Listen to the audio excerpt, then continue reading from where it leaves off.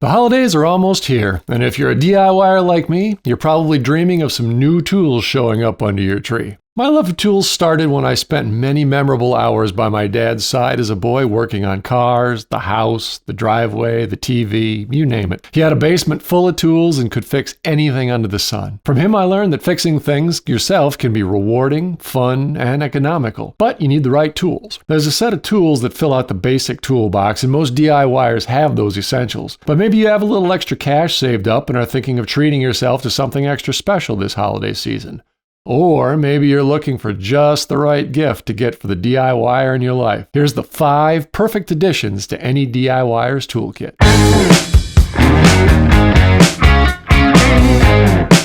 Before we get started today, I'd like to introduce Mr. Flakes, a friend of mine who will be helping me out with the countdown. Welcome, Mr. Flakes.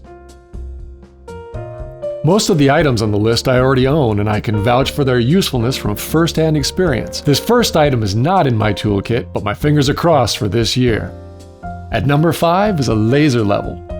Whether you're hanging pictures, retiling a bathroom, or trying to paint a design on that accent wall, a laser level could come in really handy. Can you do the same thing with a ruler, a bubble level, and tape? Sure, but laser levels are cool, right? Yeah. Coming in at number 4 is a digital pressure gauge with inflator.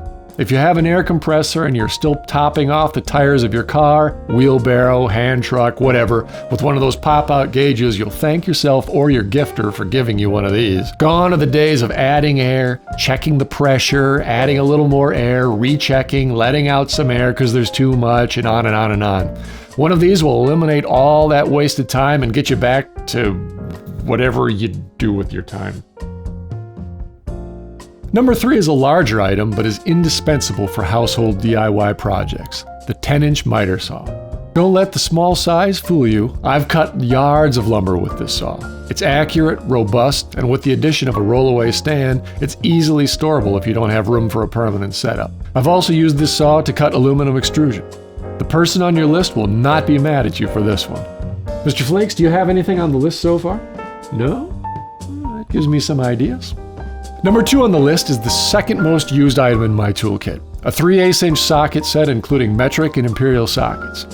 In 1983, I got my first socket set from my parents for the holidays. Now, over the years, I've added to this set, but it still remains one of my best go-to tools. The 3/8-inch drive is a good size for most DIY projects, anything from autos, electronics, to household maintenance. Having both metric and imperial is a must, and you will not be disappointed with this addition. Finally, at number 1 on the list of perfect additions to the DIYer's toolkit, the cordless drill and impact driver combo.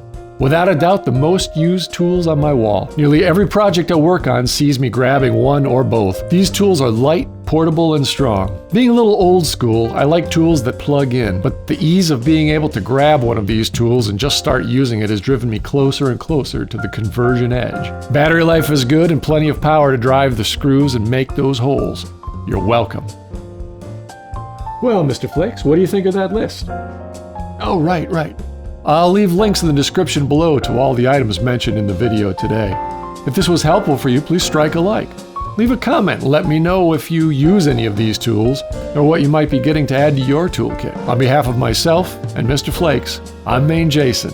Happy holidays. Get out there and give it a try.